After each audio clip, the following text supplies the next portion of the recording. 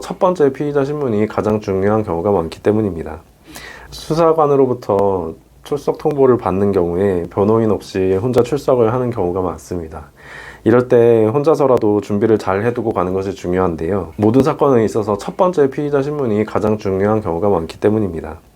처음 조사를 받을 때 답변을 내용으로 수사관들이 수사 방향을 정하는 경우가 많고, 어떤 진술을 하고 나서 나중에 이를 뒤집는 것은 쉽지 않기 때문인데요. 조 변호사님이 오늘 처음 조사를 받으러 갈 때 준비하거나 알고 가야 할 것들에 대해서 간략하게 말씀을 드릴 예정입니다. 네, 먼저 이제 처음 전화가 오잖아요. 수사관이 전화를 하게 돼요. 그때 첫 번째로 하실 게 담당 수사관의 인적사항을 좀 확보해 두는 건데요. 인적사항이라고 해서 뭐 조회를 해서 아는 게 아니라 그냥 성명이나 소속 전화번호 정도를 알아두는 게 중요합니다. 왜냐면 이게 수사관이랑 계속 연락을 취해야 되기 때문에 인적사항을 확보를 해두시고 진행을 하시는 게 중요합니다. 처음에 저희가 구속되지 않고 수사를 받는 걸 이제 임의 수사를 받는 건데요. 이 수사관이랑 출석 일자 같은 것도 조율을 해가지고 출석이 가능하거든요. 그러니까 수사관과 원만하게 이렇게 조정을 해서 출석 날짜도 잡으시면 될 것 같습니다.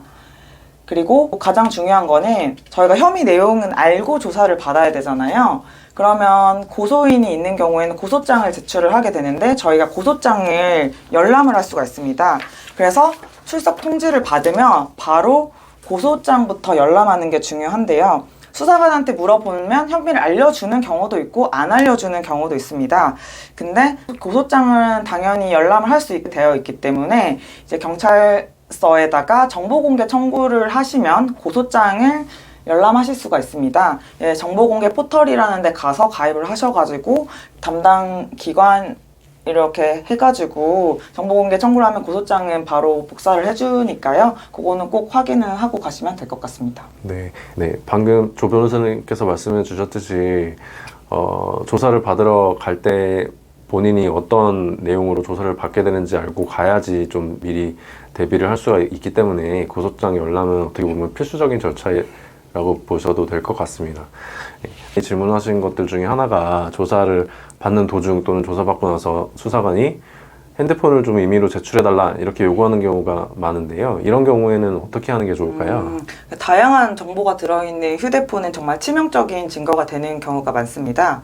그래서 원칙적으로 압수수색 영장이 있어야지 휴대폰을 압수할 수가 있는데 영장을 받기가 번거롭고 영장이 잘 안 나오는 경우가 있어가지고 수사관들이 임의 제출 형식으로 휴대폰을 자발적으로 제출받는 경우가 상당합니다.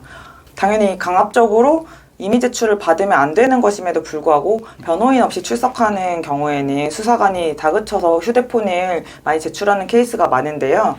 무심코 제출한 휴대폰으로 구속이 되거나 유죄 선고를 받을 수 있으니 압수 절차 이외에는 수사관한테 함부로 휴대폰을 제출을 하지 않는 것이 중요합니다. 물론 나는 결백하고 이 휴대폰에 보면 나의 결백을 입증할 수 있다. 이런 경우에만 자발적으로 제출하셔도 되지만 보통은 불리한 증거로 사용되는 경우가 많으니까요. 영장을 받으시면 그때 제출을 하시는 게 좋습니다.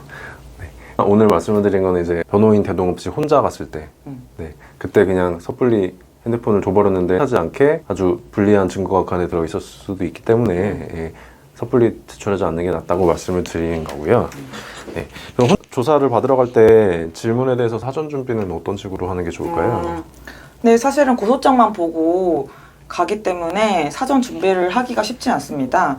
그래서 꼭 변호인이 없으셔도 이제 조사는 받으실 수 있는데요. 사전에 변호사 상담은 한번 받으셔가지고 어떤 질문을 물어볼 건지 어떤 상황에 놓여 있어서 이런 고소가 들어왔는지 정도는 법률적으로 체크를 하시고 가셔야지만 초반에 불리한 진술을 하지 않을 수 있거든요. 그러니까 사전에 뭐 상담을 받으시든 아니면 검색을 하셔서든 대비를 잘 하고 가시는 게 중요합니다.